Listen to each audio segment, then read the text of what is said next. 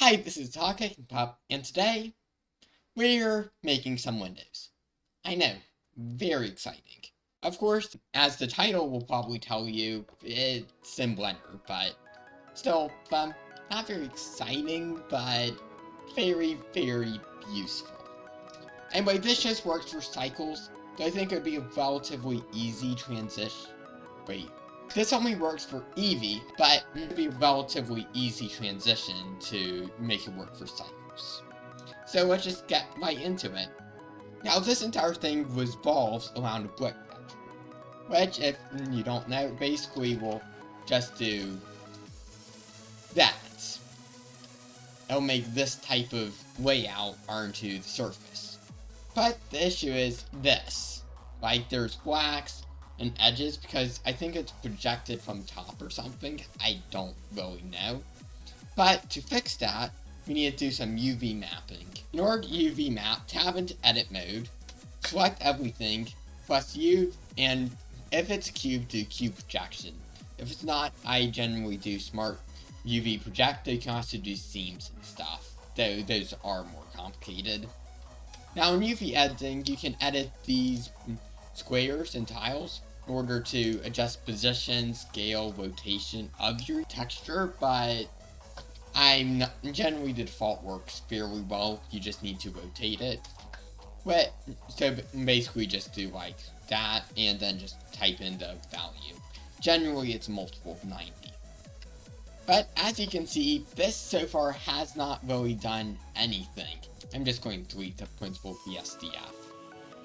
But in order to make it actually do something, we need to add a texture coordinate. And then we need to drag from the UV and put that into the vector. And voila. Sure. Anyway, as you can see, it's now working, but this still does not look like Windows. And that requires to start with editing the book texture. First, we must bring the offset down to 0. That basically chooses like the alignment of the alternating rows. And so that makes it so we have nice full square grid. Now down here, we can adjust the mortar. I like to bump up by 0.05, though. Does that actually... Yeah, that looks better. Just a 0.005 higher. Then book width and book height will choose the length and width of your window, but I generally feel like the default is pretty good. Now from here, we're going to want to plug it into a color lamp, which lamps colors. Basically lets you set and control gradients from factors. And then we're going to want to change this from linear to constant. So it basically means there's no gradients at all. Now we're going to want to change the position of the white one to 0.5, which is halfway between in the middle, and that's the black one. Change the white one to 0.5. Now you can see that we're getting like white splotches. And if you want to adjust the quantity and percentages, then you just adjust the position. Now we're getting to the more interesting part. So, as you can see, we have a bunch of white splotches and dark splotches, as I explained. But how do we change this into windows and growing areas?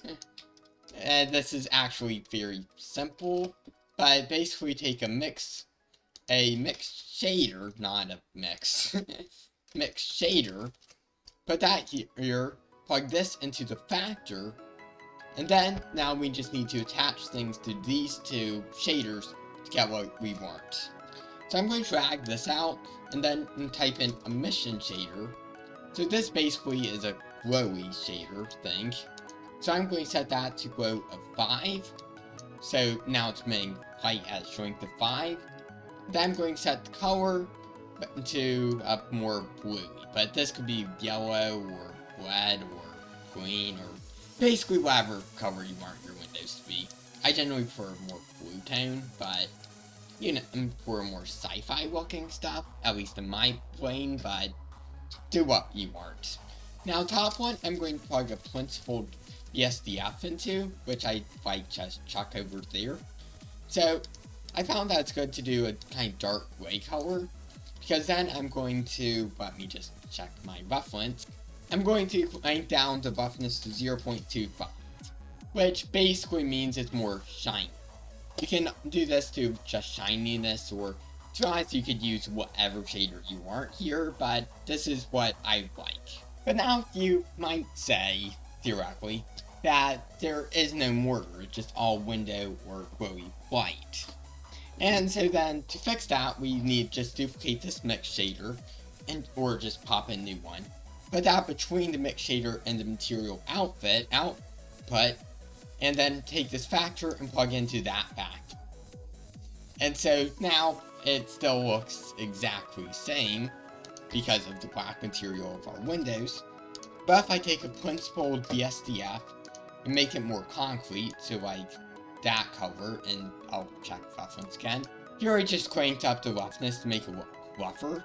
So if you were to actually use this in something, you would like do some texturing, like noise textures and stuff. But that's not really what this video is about, so I'm just going to leave it like that. But plug into the bottom shader. And so there. Now we're getting the windows. This looks pretty good, and like for distance stuff, or even relatively close up, this would work good. But if you feel like your computer isn't struggling, there is one more kind of mild tweak that kind of takes it to next level. By the way, this is where this doesn't work on cycles, but I think because it uses bumping, but I'm pretty sure that's an easy fix. I just don't use cycles. Essentially, the goal of this is make the windows look like they're indented into the wall. So, like, there's actually 3D in distance. And to do that, we need to add in a bump node. Connect the normal into the normal. Click invert, and then take the factor and plug it into the height. And now we get that really nice little bump shading thing. But anyway, there we have it. A very simple, if you call this simple and that disconnected, a very simple little shader thing for the shader for Windows. But I just cranked down the darkness of this to make it look better with the actual connection.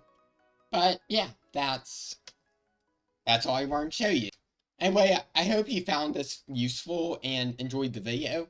So, I'm really bad at outros, so let's just go. Bye! Bye. Bye.